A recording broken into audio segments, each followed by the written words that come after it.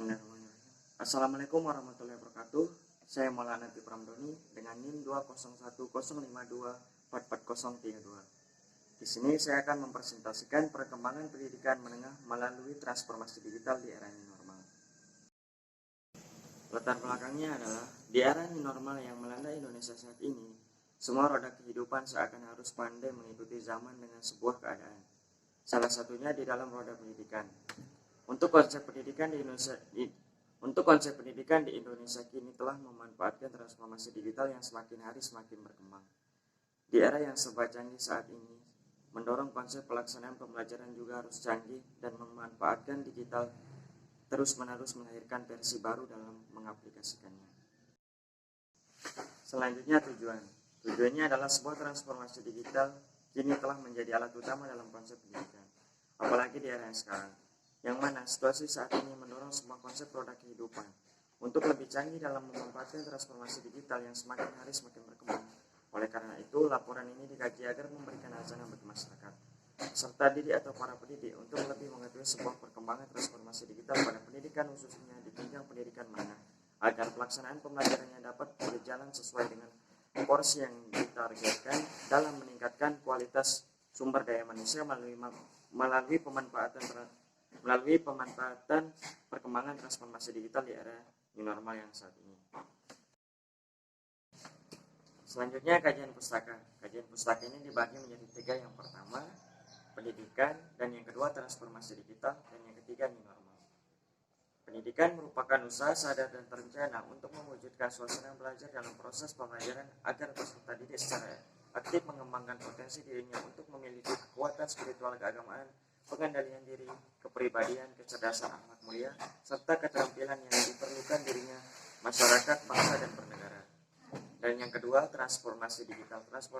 Transformasi digital merupakan sebuah perubahan sosial yang meliputi semua kegiatan kehidupan masyarakat dalam bentuk perubahan dari teknologi analog itu ke teknologi digital. Digitalisasi tersebut sudah terjadi dari mulai tahun 1980 serta masih berlanjut sampai pada saat ini. Dan yang terakhir, new normal. New normal adalah perubahan perilaku untuk tetap menjalankan aktivitas normal, namun dengan ditambah penerapan protokol kesehatan guna mencegah terjadinya penularan COVID-19. New normal adalah langkah percepatan penanganan COVID-19 dalam bidang kesehatan, sosial, dan ekonomi. Skenario new normal dijalankan dengan mempertimbangkan kesiapan daerah dan hasil riset epidemiologis di wilayah terkait. Selanjutnya, perkembangan transformasi digital di era new normal. Transformasi digital jika kita kaji pada situasi new normal saat ini, yang mana di era pola hidup yang melakukan segala aktivitas harus mengurangi kontak fisik dengan orang lain dan menghindari kerumunan serta bekerja bersekolah dari rumah, membuat kegiatan menjadi sedikit terhambat dari perkiraan yang ada. Salah satunya dalam pelaksanaan pendidikan di berbagai jenjang, khususnya pada jenjang menengah. Berdasarkan ketentuan Kementerian Pendidikan dan Kebudayaan melalui surat keputusan bersama atau SKB 4 Menteri, baru-baru ini mengeluarkan panduan pembelajaran tahun ajaran baru di masa pandemi di era new normal saat ini.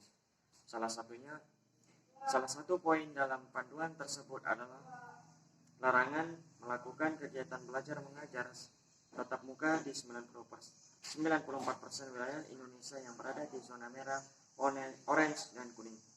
Namun meskipun demikian, penerapan transformasi digital tak henti-hentinya untuk terus berkembang dari hari demi hari. Dengan adanya bantuan dari kecanggihan transformasi digital saat ini, kegiatan pendidikan khususnya dalam segi pembelajaran di jenjang menengah dapat berjalan sesuai dengan KBBM meskipun harus secara daring online tanpa face to face. Selanjutnya, perkembangan pendidikan dalam pemanfaatan transformasi digital di era new normal. Di era new normal saat ini, transformasi digital telah membawa pengaruh besar dalam perkembangan pendidikan, khususnya di jenjang menengah, yang mana dengan situasi yang kebanyakan dilakukan secara virtual melahirkan berbagai perkembangan dalam konsep pembelajaran, baik bagi para guru, KBBM, ataupun bagi para siswa.